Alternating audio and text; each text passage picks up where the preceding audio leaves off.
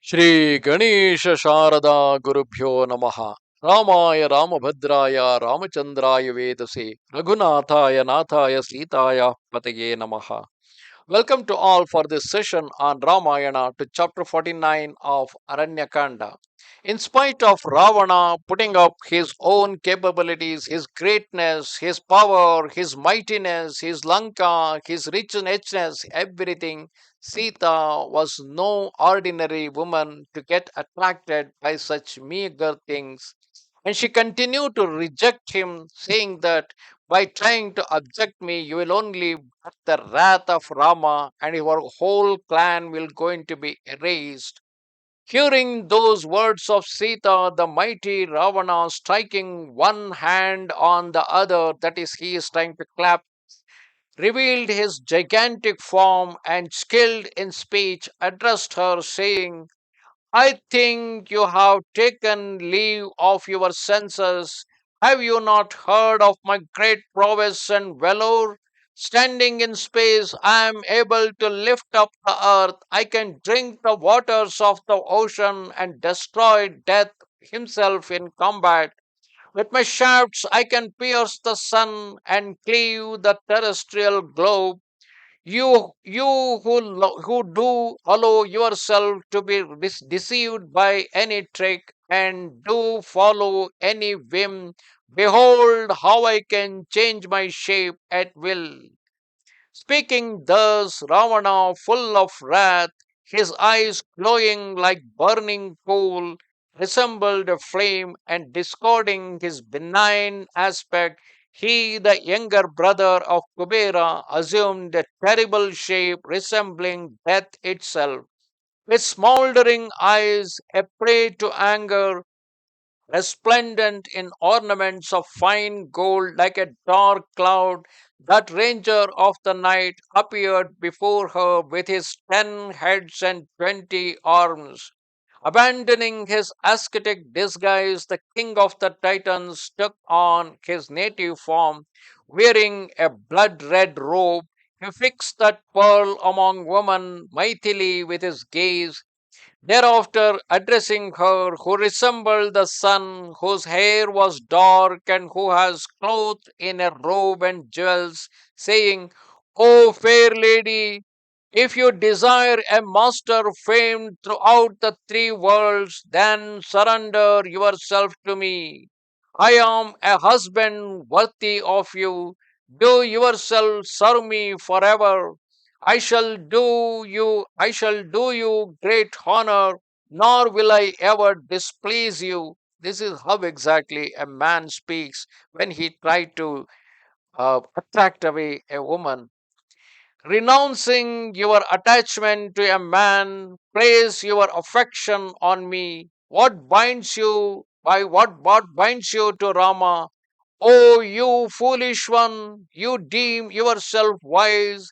He who has been banished from his domain, who has failed to fulfill his destiny, and whose days are numbered, Rama, who on the injunction of a woman abandoned the kingdom because of the words of Kaikeyi, Rama gave up the kingdom.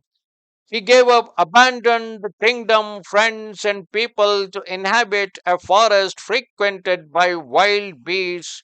Speaking thus to Maithili, who was worthy of tenderness and gentle of speech, that wicked Titan, inflamed by passion, seized hold of her as Buddha seizes Rohini.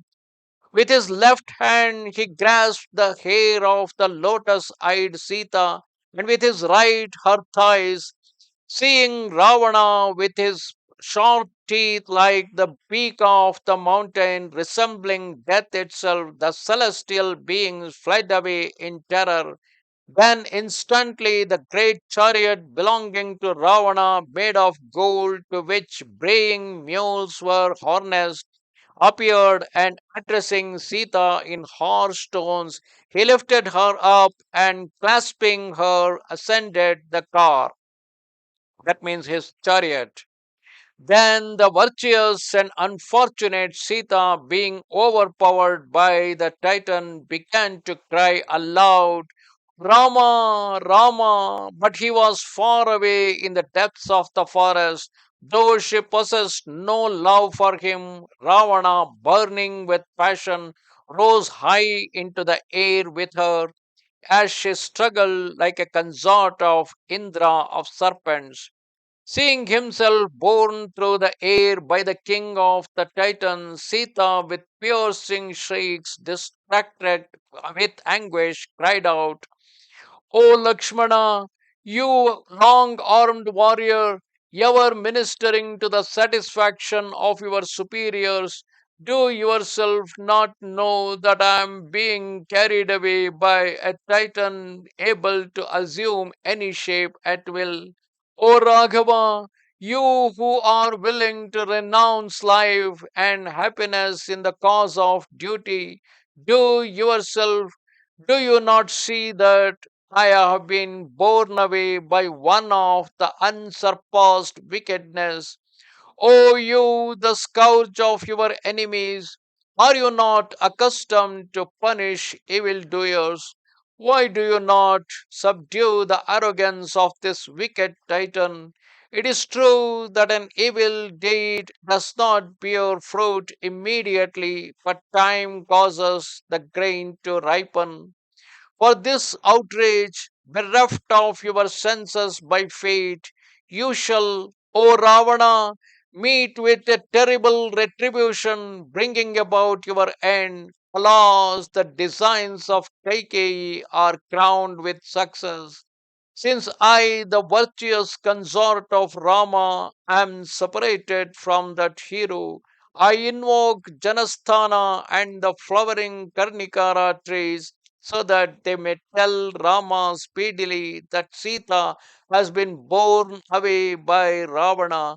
I appeal to the Godavari river, tree echoes to the cry of cranes and swans to inform Rama that Ravana has stolen Sita away. Offering salutations to the forest deities, I call upon them to tell my lord of my abduction. I beseech all creatures, whatever they may be, whether beast or bird or those that inhabit the forest, to make these tidings known to Rama and to tell him that his tender spouse, dearer to him than life, has been forcibly borne away by Ravana. Were death himself my ravisher, that mighty armed one, hearing this report, would rescue me by his prowess even from the land of death. In the extremity of her grief, the large eyed Sita, uttering this lament, observed the vulture Jatayu perching on a tree. Thereupon, beholding him, the beautiful Sita, borne away by Ravana, who was filled with carnal desire, cried out in piteous tones, O noble Jatayu, see how I am being ruthlessly carried off by the wicked king of the Titans. Like a woman bereft of her protector, you will not be able to resist him, for this cruel and evil ranger of the night is too powerful, arrogant, and furnished with weapons. Nevertheless, O bird, do yourself bear the tidings of my abjection to Rama and Lakshmana, and tell them all, omitting nothing. Thus ended chapter 49 of Aranya Kanda in Ramayana, where Sita was lamenting. She is asking every being in the forest, including the river Godavari, including even the trees, the wild beasts, and finally to Jatayu to inform Rama regarding her objection. Namaste Sharada Devi, Kashmira Puravasini, Twamaham Prarthaye Nityam, Vidya Danancha Dehime. Goodbye.